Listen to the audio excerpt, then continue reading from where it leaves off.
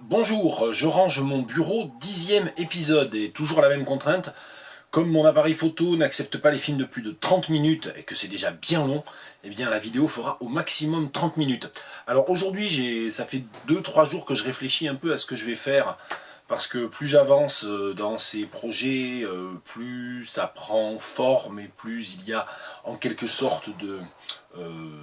non pas de contraintes, mais en tout cas d'axes, d'angles, d'organisation en quelque sorte des vidéos, surtout que si ça doit durer 30 minutes et uniquement sur ma tchatch, eh bien c'est déjà pas bien passionnant, donc il faut commencer un petit peu à réfléchir à des orchestrations, en employant peut-être un peu des grands mots quand même.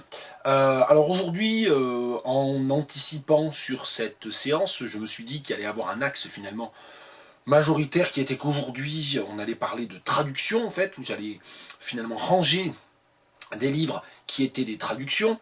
Et puis en fait, il n'y a pas que ça, donc je me suis dit aussi qu'il allait y avoir un axe qui était peut-être un peu égo-histoire, parce que je vais parler de moi.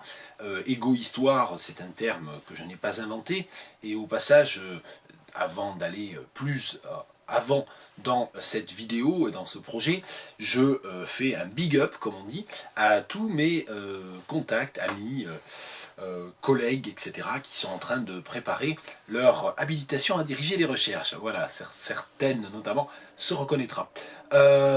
Égo-histoire, pourquoi? Eh bien parce que, comme un des livres que je vais ranger, c'est l'édition imprimée du Madeleine Project de Clara Baudou, eh bien je me suis rendu compte en préparant la vidéo, enfin juste en préparant le cadrage vite fait, en enlevant les photos de famille et personnelles, parce qu'il ne faut pas exagérer quand même, je ne vais pas montrer ça, que je cadrais, et après avoir hésité, allez peut-être une demi-seconde, j'ai décidé de laisser dans le cadrage un objet qui se trouve de fait à décorer la bibliothèque, et qui a déjà fait son apparition dans ces vidéos. Il s'agit de cette assiette ici. Voilà, je ne vais pas zoomer dessus, mais il faut me croire sur parole, cette assiette me vient de mes grands-parents paternels, et elle est pas très belle, on va dire ça comme ça, et en étant gentil, en étant dans la litote. Et sur cette assiette, vous pourrez peut-être le voir si vous faites un arrêt sur image, grand écran, zoomé, etc.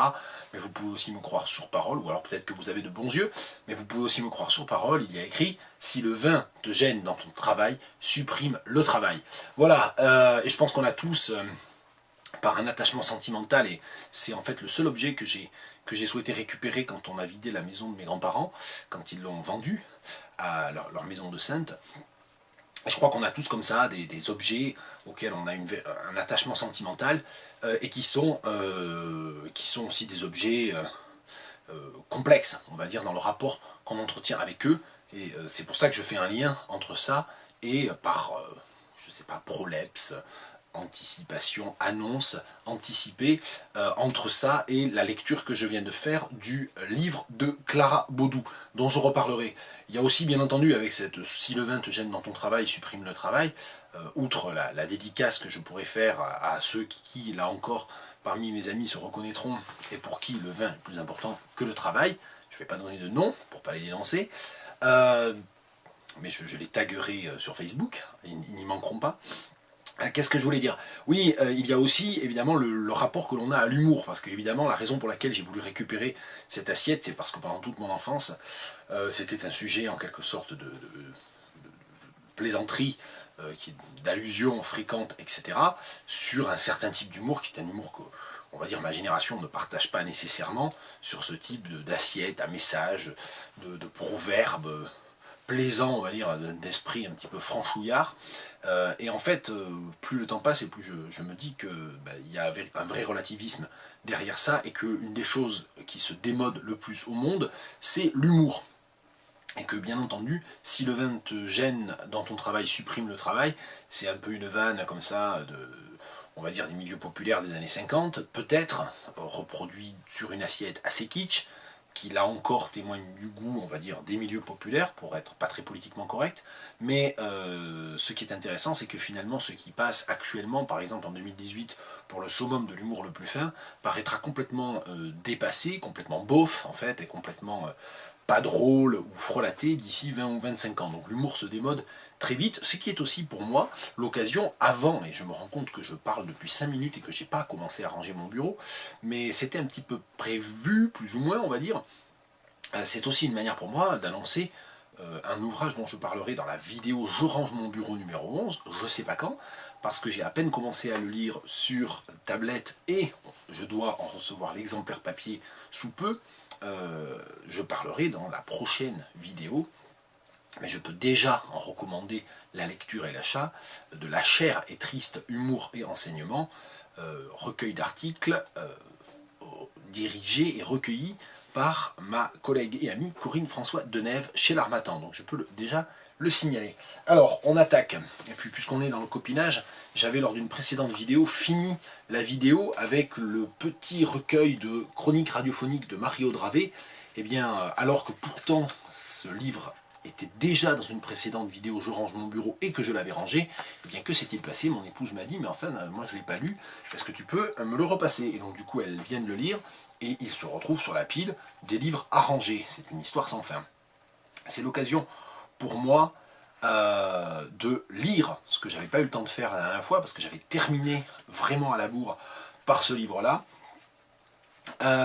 de lire un extrait de ce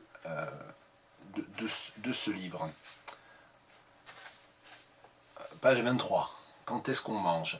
Et vous pouvez retrouver la version comment dire, lue par Marie-Aude elle-même sur sa chaîne YouTube. Donc voilà, j'essaierai de penser à en donner le lien.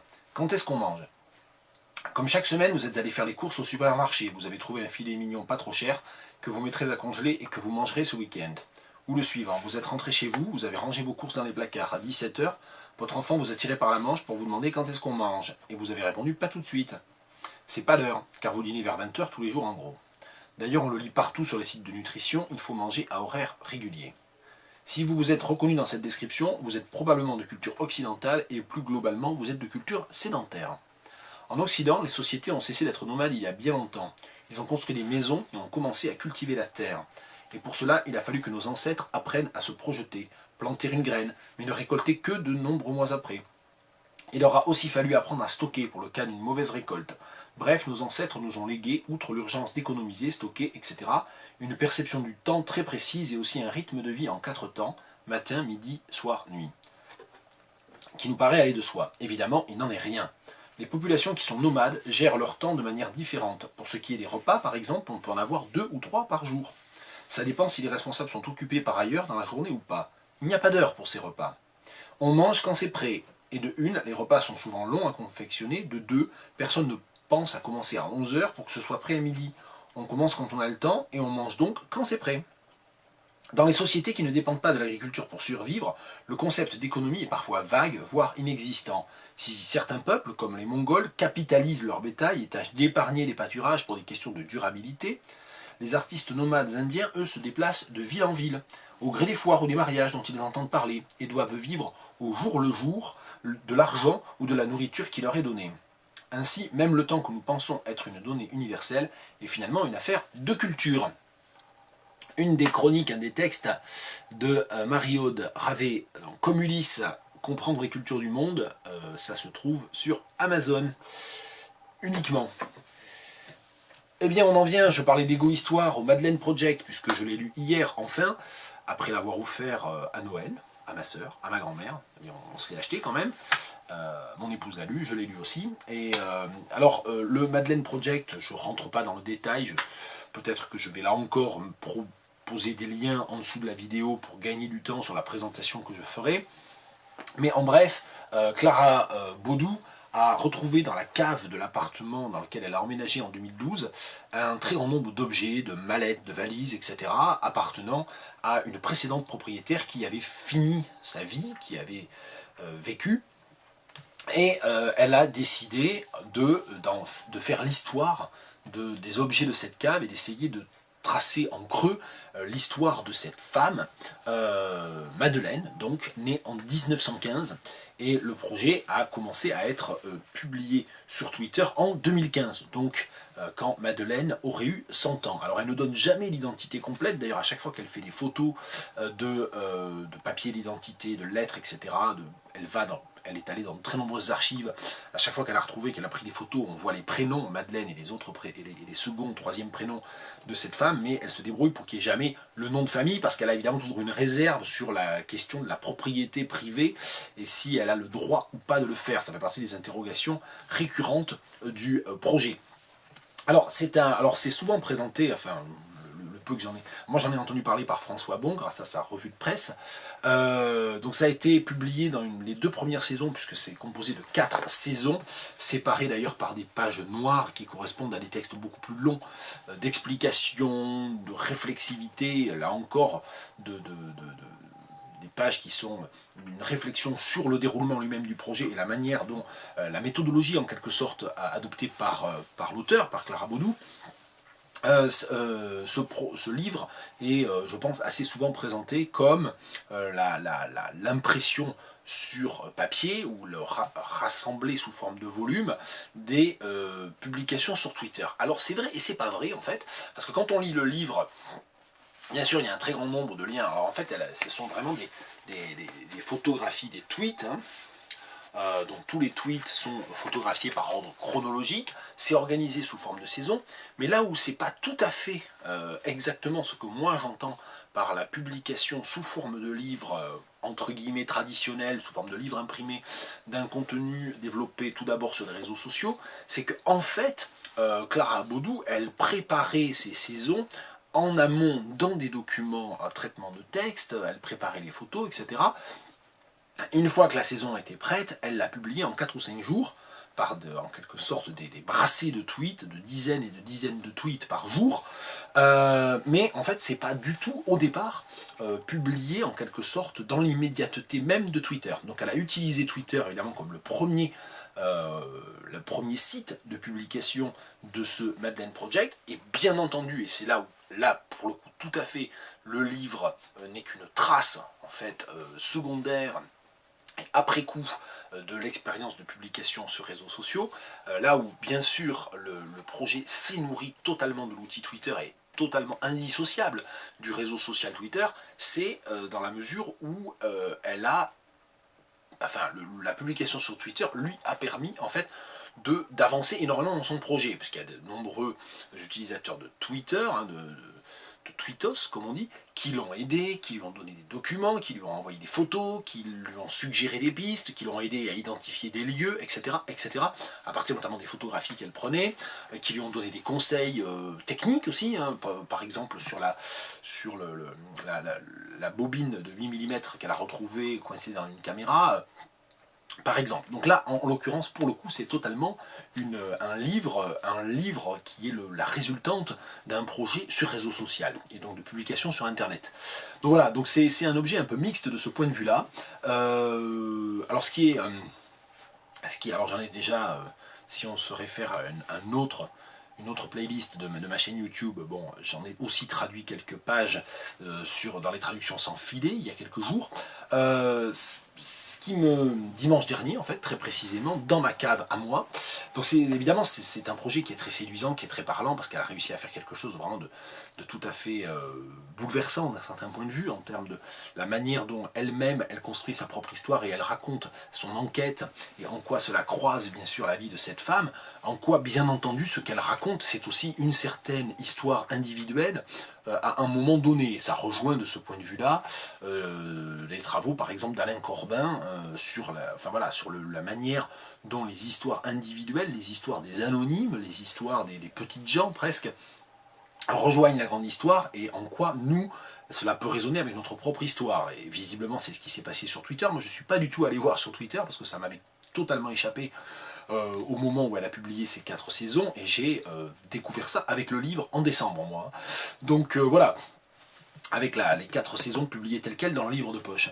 Donc, bien entendu, ça résonne, c'est ce qu'elle raconte, à savoir qu'il y a eu de très nombreux témoignages aussi sur Twitter qui sont « Ah, ça me rappelle, ma grand-mère faisait ça », ou « On trouve j'ai trouvé le même type d'objet, j'ai trouvé le même type de photo ». Voilà, donc il y a évidemment des mouvements très émouvants dans cette biographie en creux et en progressive.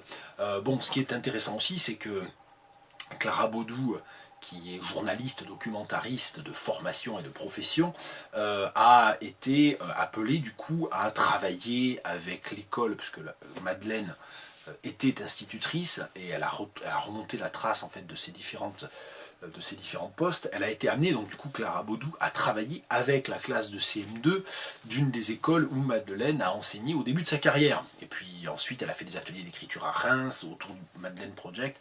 Et apparemment donc il y a un certain nombre de professeurs des écoles qui se sont emparés de ce Madeleine Project pour eux-mêmes faire des travaux liés à l'histoire, à l'archive familiale, à la mémoire collective, au rapport que l'on peut avoir, notamment ici à Aubervilliers, entre la situation socio-culturelle d'Aubervilliers aujourd'hui et ce qu'était Aubervilliers dans les années 40, etc. etc. Voilà. Donc c'est un livre très intéressant, voilà, moi je ne peux que le recommander. C'est assez particulier, j'ai envie de dire presque que c'est en dépit de la présentation qui va toujours insister sur le fait que c'était un projet sous forme de tweet qui se retrouve imprimé en livre, etc. C'est un projet qui finalement est assez, je dirais pas conformiste, mais qui ne va pas du tout contre les codes en fait du livre imprimé. Donc voilà, c'est un petit peu la curiosité là-dedans. Alors parmi les livres que je vais aller ranger sur mes étagères, reçus en début de semaine, et j'en ai parlé dans mon blog, j'en ai parlé sur Facebook, j'en ai traduit une page hier dans les traductions sans filet, la Final Edition, l'édition définitive de A Hume Human. Alors je ne vais pas avoir assez de temps là aujourd'hui pour parler en détail de Hume Human, mais j'ai simplement ressorti l'ensemble des autres livres du projet Hume Human que je possède, les éditions, alors que je dise pas de bêtises, la 3e qui est ici en marron, la 4e ici en bleu marine, la 5e édition de 2012, et la petite édition tirée à part en quelque sorte, qui est un objet un peu plus singulier, The Heart of Hume Human, qui date de 1984, et donc désormais la Final Edition. Alors les livres de Hume Human qui figurent sur une étagère assez particulière dans mon bureau, on ne la voit pas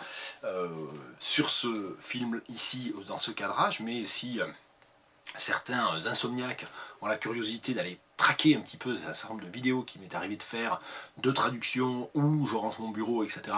À ce propos, vous verrez, vous les retrouverez assez vite en fait dans les cadrages, parce qu'ils sont souvent présents.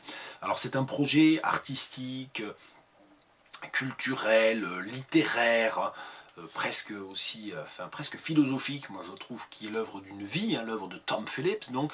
Et Tom Phillips, en bref, en 1966, trouve un livre totalement méconnu d'un auteur victorien oublié, A Human Document de Mallock, et il décide de prendre cet exemplaire trouvé chez un bouquiniste et de le transformer, de faire une œuvre d'art avec. Et voilà à quoi ça ressemble. Si on regarde la 3e édition de 1900, que je dise pas de bêtises, la 3e édition de 1997, voilà, la première édition est sous forme de livre chez Thames & Hudson, date de 1980, là c'est 1997. Si on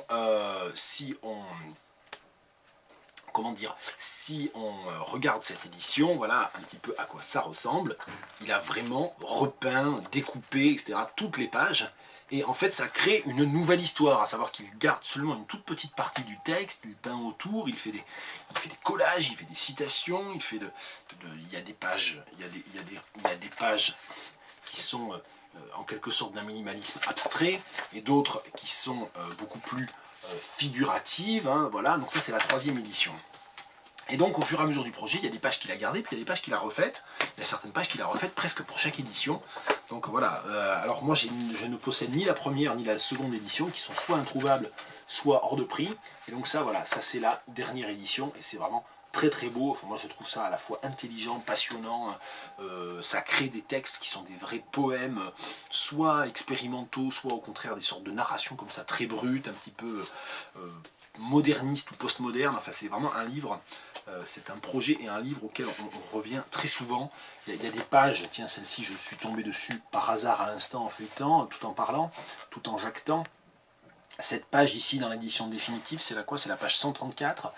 Il y a les îlots de texte qu'il conserve avec les phylactères, et puis il y a une partie du texte du roman que l'on voit encore sous la peinture jaune, donc c'est vraiment très prenant. Moi je trouve ça vraiment très prenant, c'est un projet qui compte beaucoup pour moi. Alors de manière plus traditionnelle, je vais finir avec 4 livres. J'ai même pas 10 minutes pour en parler, je sais pas si je vais y arriver. Mais voilà un petit peu ce qu'on peut faire. Tiens, je vais même changer le cadrage en cours de route. Je ne sais pas si c'est une bonne idée ou pas. Mais voilà.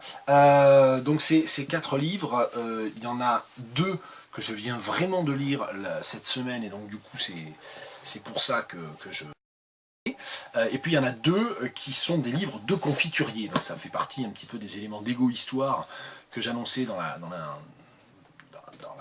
première partie, dans la préface en quelque sorte de cette vidéo. Confiturier, je vais expliquer pourquoi.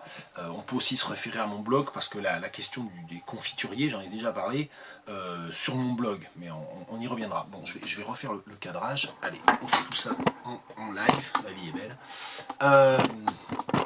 Donc ah oui, mais ça change tout le temps en fait, du coup, bon, c'est pas grave. Alors tout d'abord, puisque l'objectif de ces vidéos, je le rappelle, il ne faudrait pas oublier, c'est de me permettre de libérer mon bureau des livres qui commencent à s'y entasser et de pouvoir aller les ranger sur les étagères. Alors qu'est-ce que j'ai lu? C'est des petits livres à chaque fois, mais qu'est-ce que j'ai lu cette semaine? Eh bien, on parlait de traduction, eh bien, traduit de l'allemand, 2 livres traduits de l'allemand, l'édition chez Héros Limite d'un choix de textes journalistiques de Joseph Roth, poème des livres disparus, ça vient de paraître chez Héros Limite. Et comme il ne faut pas que j'oublie le nom du traducteur, voilà, des traducteurs, c'est traduit de l'allemand par Jean-Pierre Boyer et Silke Haas, voilà, prononciation non garantie. Et c'est un recueil vraiment très beau. Je vais en lire un extrait, parce que quand même, voilà. Lequel Allez. Celui-là, tiens. Un cadeau pour mon oncle. C'est un peu long, donc je ne vais pas le lire en entier. Jamais mon oncle n'a vu la mer. Je l'ai longtemps tenu pour une nature foncièrement continentale. Mais un jour, dans sa boutique, 5 minutes avant la fermeture, j'étais entré pour acheter une bouteille de cognac. Mon oncle dit « Le personnel disparaît de nos jours 1 heure avant le patron, et les clients arrivent tous juste avant la fermeture. » Et il monta lui-même sur une vieille échelle et revint avec 2 bouteilles. « Tu ne préférerais pas plutôt une bouteille de rhum ?» demanda-t-il. « J'ai par hasard encore un vieux Jamaïque, un comme tu n'en trouveras plus. On entend toujours dire Jamaïque et on n'en a aucune idée. Jamaïque, c'est un beau rhum, c'est un bon rhum. Et un beau nom, dis-je étourdiment. Sur ce, à ma grande surprise, Auerbach en convint. Un beau nom, répéta-t-il, et il alla dans le coin chercher la clé et ferma la porte. Puis nous quittâmes la boutique par la porte du couloir. Pour un peu, je serais presque allé moi-même à la Jamaïque, dit mon oncle, comme nous nous engagions dans la rue et sous la pluie en ouvrant son parapluie. Et pendant que nous marchions dans la pluie du soir, Auerbach raconta que dans sa jeunesse, il avait voulu prendre la mer pour découvrir les lieux d'origine de toutes les marchandises qui étaient entassées dans la boutique paternelle. Mais le père mourut, un frère devint avocat, la mère vivait encore et il fallait l'aider. Ainsi mon oncle renonça à la vaste mer et aux îles. Je me souvins des récits de voyage qu'il m'avait offerts, mais je n'en fis pas mention. Tout à coup je compris pourquoi parfois, quand mon oncle ôtait ses lunettes, naissait un éclat si bleu dans ses petits yeux. Pourquoi une longue vue Pardon. Pourquoi une longue vue qu'il n'utilisait jamais était posée sur son bureau, et pourquoi une petite boussole était accrochée à sa chaîne de montre. Et depuis lors, à la vue de ces beaux favoris blancs, je pensais à 2 voiles et aussi à des mouettes.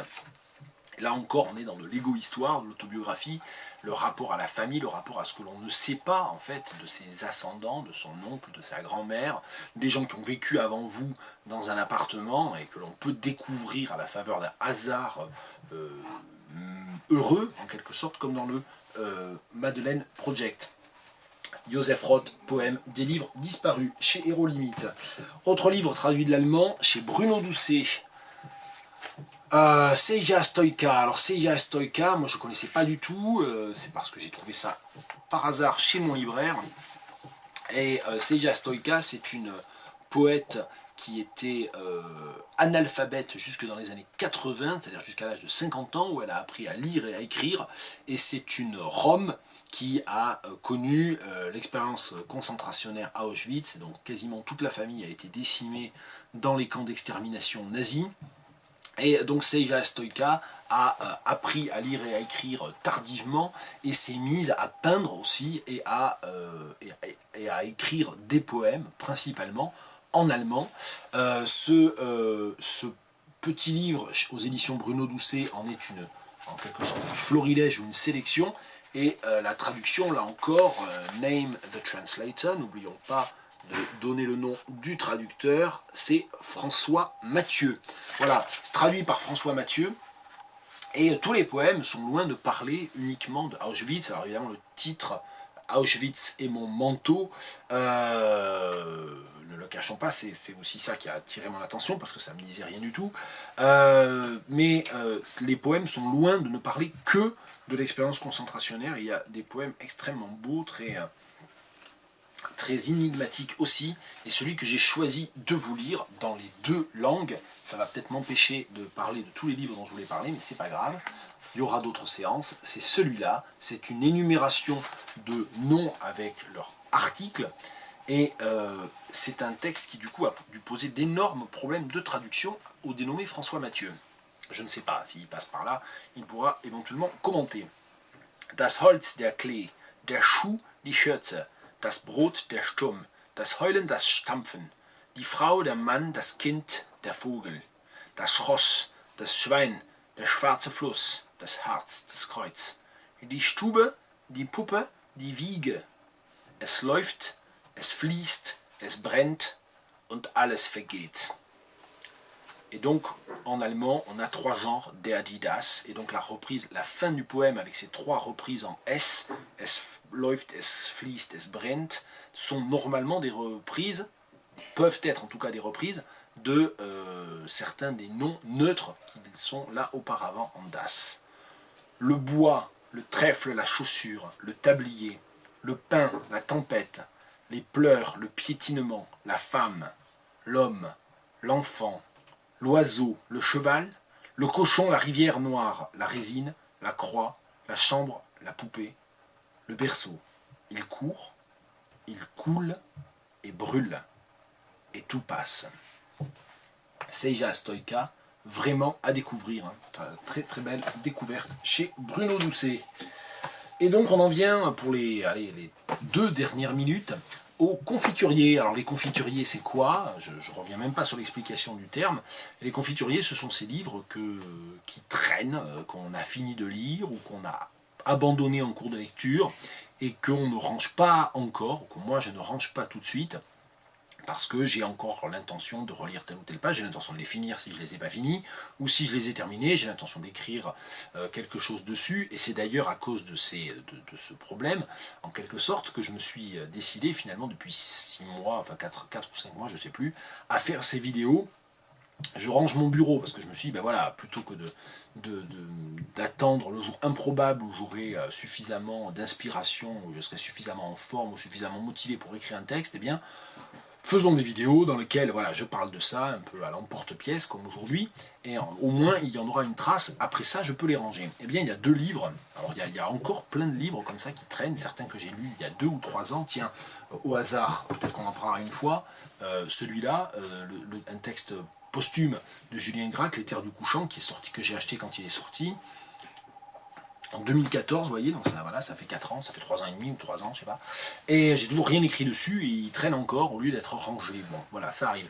Et donc il y a 2 livres comme ça, que j'ai lus l'an dernier, celui-là l'été dernier, Per Peterson, Maudit soit le fleuve du temps, et là encore, Name the Translator, traduit du norvégien par Terje Sinding.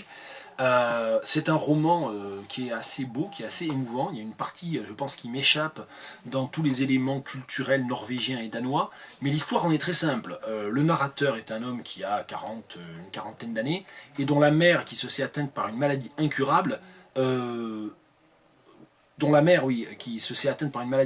décide de repartir au Danemark, d'où elle est originaire, et de repartir dans la maison de famille au Danemark. Voilà. Donc, pas le temps de lire, mais c'est un très beau roman, et c'est chez Folio, comme on voit. Et enfin, très peu de temps, mais celui-là, de toute façon, après l'avoir reparcouru pour aujourd'hui, j'ai décidé que j'allais continuer à le lire, ça fait peut-être quelques mois maintenant que j'en ai interrompu la lecture, les nouvelles du jeu et du monde de Klebnikov, mais celui-là, je ne vais pas le ranger, donc celui-là, il fait exception à ma liste. Je range mon bureau, oui, mais pas celui-là. Celui-là, on en reparlera. Allez, c'est fini. Ouf, enfin, n'est-ce pas? Au revoir.